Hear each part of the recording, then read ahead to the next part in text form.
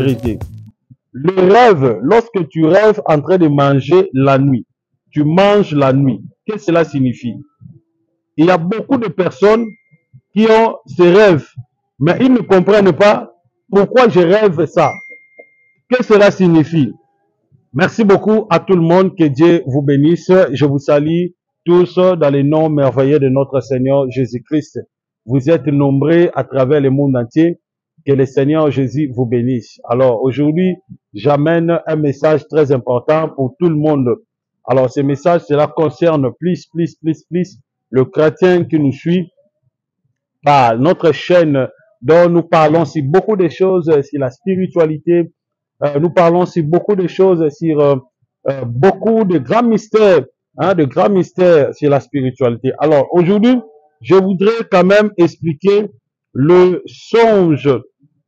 Quand vous voyez, vous mangez la nuit, vous voyez dans votre rêve que vous mangez la nuit, que cela signifie. C'est un peu un message que je voudrais plus vous expliquer. À chaque fois, vous rêvez en train de manger la nuit. Qu'est-ce que cela signifie? Bien aimé, c'est très urgent. Abonnez-vous d'abord dans notre chaîne YouTube. Abonnez-vous dans notre chaîne YouTube. Abonnez-vous dans notre chaîne YouTube. Partagez.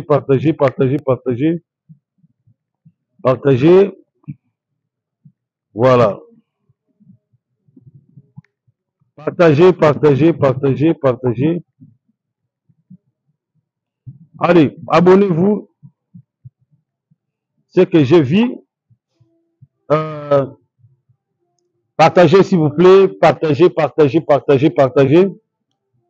Le grand mystère, lorsque tu rêves, tu vois en train de manger la nuit, qu'est-ce que cela signifie? C'est très grave. Il y a beaucoup de personnes qui ignorent ce que je suis en train de vous dire. Il y a beaucoup de personnes qui prennent cela en légèreté. Le rêve, lorsque tu rêves en train de manger la nuit, tu manges la nuit, qu'est-ce que cela signifie? Il y a beaucoup de personnes qui ont ces rêves, mais ils ne comprennent pas pourquoi je rêve ça. Qu'est-ce que cela signifie? Qu'est-ce que cela signifie? Pourquoi je rêve ça? Alors, je vais vous révéler avec beaucoup de détails. La première des choses,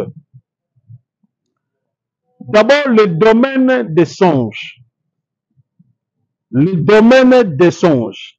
Qu'est-ce qui se passe?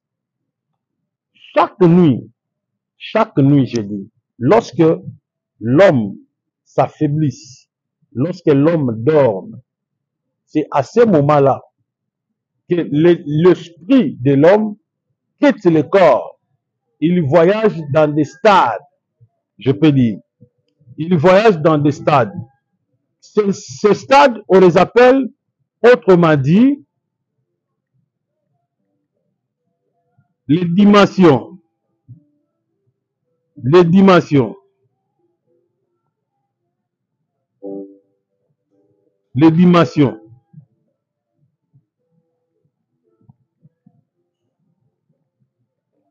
Tu comprends? C'est comme, je suis là, mais je m'endorme, je rêve que je suis quelque part. Alors, je vais expliquer ce phénomène parce que beaucoup ignorent ce phénomène. Vous êtes là, mais vous rêvez quelque part. Vous êtes quelque part. Alors, dans ce quelque part-là que vous rêvez, regardez-moi, c'est comme si que c'est une réalité. C'est comme si que c'est une réalité, ce que vous voyez dans les rêves. Néanmoins, vous êtes là, mais vous rêvez que vous êtes quelque part. Je dis, c'est comme si que c'est une réalité. Et qu'est-ce que cela signifie? Écoutez-moi très bien. La Bible dit dans le livre de 1 Corinthiens chapitre 15, verset 40 à 44. La Bible dit, l'homme n'est pas seul, mais l'homme est plusieurs. Là, c'est ce que la Bible nous dit. L'homme n'est pas seul. L'homme plusieurs. Un, beaucoup de personnes pensent que l'homme, c'est seulement le corps ici. Non. L'homme, c'est seulement le corps. Non. L'homme vit dans des stades, dans des dimensions. En même temps, je suis ici. En même temps, je vis aussi dans des dimensions. Un sorcier peut atteindre l'homme. Il peut même le faire du mal. Il peut même le sacrifier. Il peut même la tuer. Vous savez pourquoi? Parce que il n'a pas besoin de connaître son adresse physique, mais il va chercher l'homme à partir de son nom. S'il s'appelle Matitika, comme moi je m'appelle Matitika, il peut me chercher dans des dimensions parallèles. Comme je vous ai dit, l'homme n'a pas seulement cette adresse physique, il a aussi des adresses spirituelles parce que l'homme est plusieurs. En réalité, l'homme est 7. Il y a le corps physique, il y a le corps éthérique, il y a le corps astral, il y a le corps astral, il y a le corps mental, il y a le corps de sagesse, il y a le corps causal, il y a le corps atmique et il y a le corps christique. L'homme est 7. Comprenez? Alors, maintenant, si un sorcier veut te faire du mal, il n'a pas besoin de connaître l'adresse de ta maison, non. Il va que t'attaquer par le corps, qui est le deuxième corps des corps physiques, qui est le corps éthérique. Le corps éthérique, c'est quoi? Le corps éthérique, c'est l'antimal du corps physique. Toute maladie qui attaque le corps physique, elle attaque premièrement le corps éthérique. Si le corps éthérique tombe malade, elle va maintenant influencer le corps physique et le corps physique manifeste la maladie. Je vais te donner un exemple typique. Parfois, il y a des gens qui se sentent malades avant même de tomber malade. Lui-même, il se dit non, je me sens comme si que je vais me tomber malade. Ça veut dire l'homme lui-même se sent comme si qu'il va tomber malade. Et après, il tombe malade. La première des choses, il va premièrement sentir comme si qu'il va tomber malade. Et après avoir senti, il va directement tomber aussi malade. Vous comprenez? Donc, il va premièrement sentir qu'il est malade. Après, il tombe malade. Et qu'est-ce qui se passe là? C'est ça ce qu'on appelle le corps éthérique. Le corps éthérique peut amener l'homme à sentir qu'il est malade et qu'il tombe aussi malade. Je pense que je vous fais comprendre. Alors, maintenant,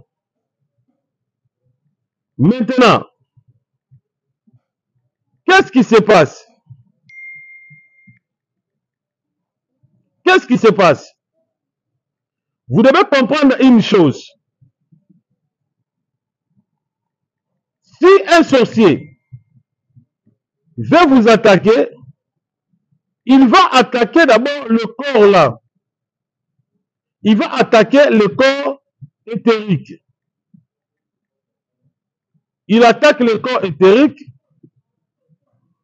Il déstabilise d'abord le corps éthérique. Vous comprenez? Il attaque d'abord le corps éthérique. Il déstabilise le corps éthérique. Après, il va s'accaparer du corps physique. Est-ce que je vous fais comprendre? Il va premièrement attaquer le corps éthérique. Il déstabilise le corps éthérique. Et après, il va directement attaquer le corps physique. Maintenant, le sorcier, si un sorcier veut tuer ou veut sacrifier un être humain, il va premièrement attaquer d'abord. Donc, les sorciers vont d'abord attaquer le corps éthérique, ils vont manger ça. Voilà pourquoi on allait voir certaines personnes, non, lui, il est déjà sacrifié, il est déjà sacrifice, donc Ça veut dire on proclame déjà une personne morte au moment où il est vivant. Ça veut dire spirituellement, il est mort. Vous comprenez?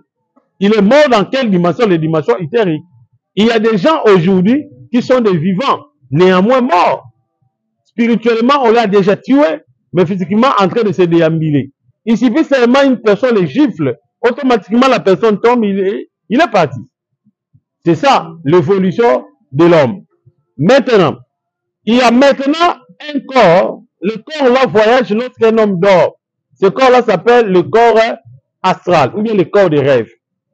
Qu'est-ce que le corps astral ou bien le corps des rêves? Le corps, c'est un corps qui voyage dans des dimensions surdimensionnelles. Et lorsqu'il va dans cette dimension, il récolte les informations qu'il peut trouver dans cette dimension pour venir annoncer dans les dimensions du pesanteur.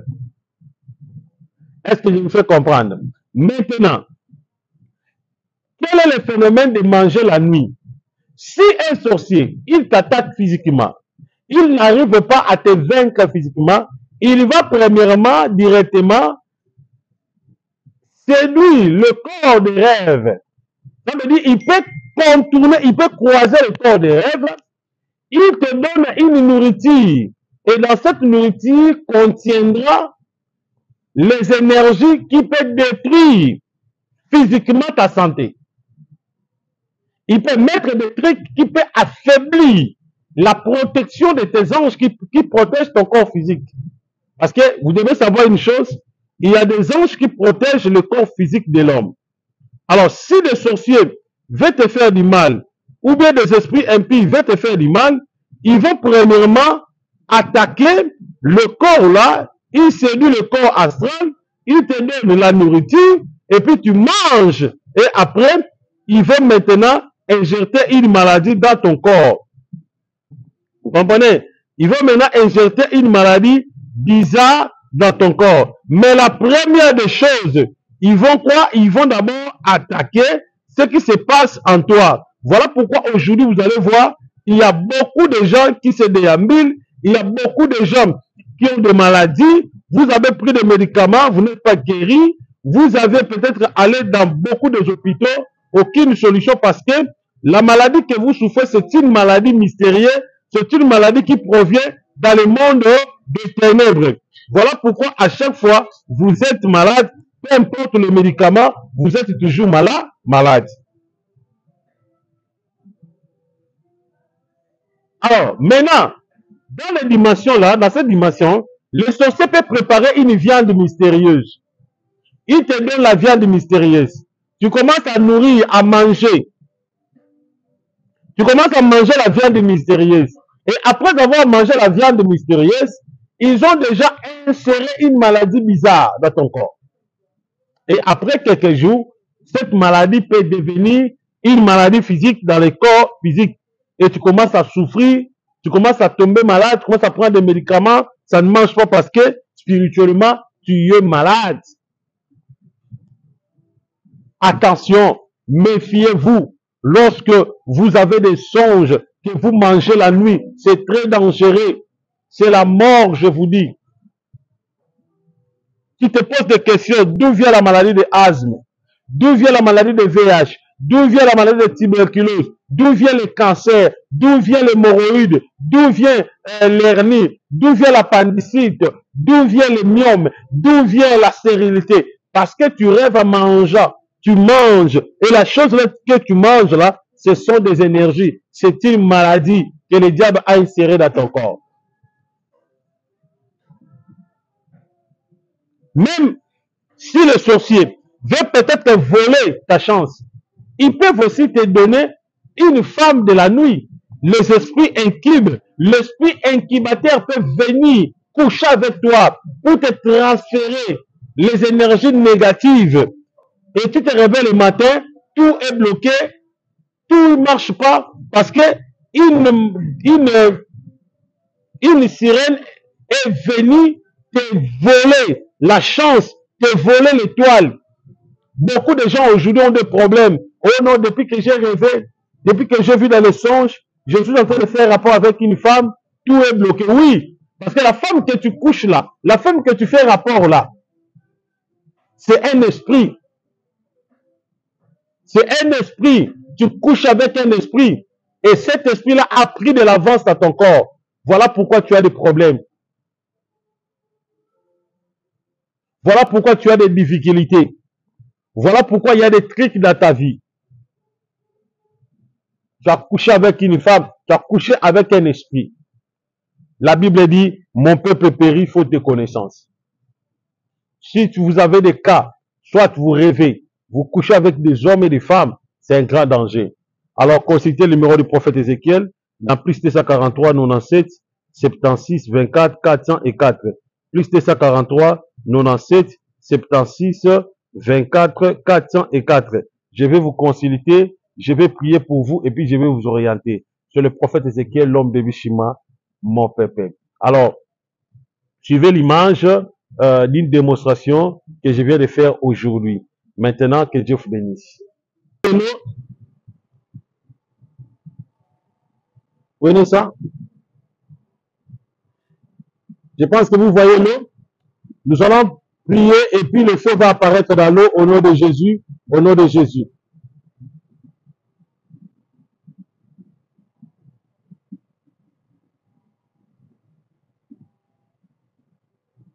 Regardez bien.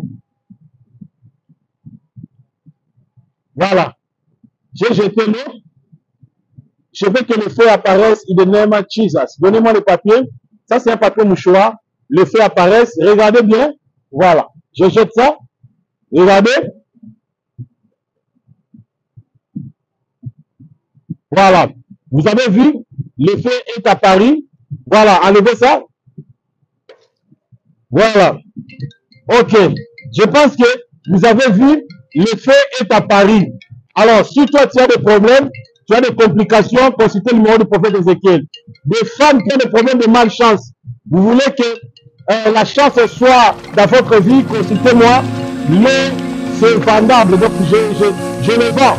Partout où vous êtes, consultez le prophète pour avoir l'eau. Vous avez un problème de l'étoile, tout consultez le prophète. Plus 243, 97, 76, 24, 404. Jésus-Christ vous bénisse. Amen.